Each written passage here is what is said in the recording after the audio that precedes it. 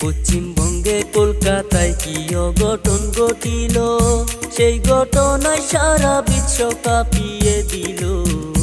হাইরে পাষাণ মানুষ বুঝি আজও আছে এই দুনিয়ায়। তার ঘটনা শুনলে কলজা পাইটা যায়। 18 জন মানুষ মিলে একলা তারে দর্শন কইরা যায়। একলা ঘরে শিকার হয়ে কান্দে হায়রে হায়। চিৎকার করে কান্না করলেও কান্না শোনার মতো কেহ নাই। হাতে পায়ে দড়ি দিয়া শক্ত করে বেঁধে, হায়রে মানুষ পাষাণ তোমরা একই করিলে। পাগল হইয়া চিৎকার করে তবু রেহাই দিলা না তারে। ডক্টরেরই রিপোর্ট মতো জানা যে গেল, শরীরেতে 113 টাকা মুরের চিহ্ন। মানুষ রূপে কুত্তা হইয়া দেখাইল তাদের চিহ্ন। মায়ের বুকটা খালি কইরা নীলা যে কেরে, এখন মায়ের চোখের জলে সাগর যাইবে সে।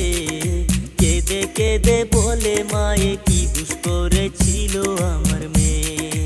ডক্টরেরই রিপোর্ট মতে আরো জানা গেল, 150 গ্রাম বীর্য নাকি আরো উদ্ধার হইল। আরো কি কি জানার বাকি আসেন সবাই মিলা একটু শুনি। গরিব ঘরের মেয়ে ছিল, বাবাই করতো দর্জি। অনেক কষ্ট করে তারে লেখাপড়া করাইছে। মায়ের মনে আশা ছিল আমার মেয়ে করবে ডাক্তারি। এমন কইরা কাইরা নিলে জালিম তুমি প্রাণ। চোখ খুলিয়া দেখো জালিম তুমি মায়ের সন্তান। আরো যদি সবাই মিলা করো একটু মা জাতির সম্মান। দুনিয়াতে আইছি সবাই 2 দিনের মেহমান।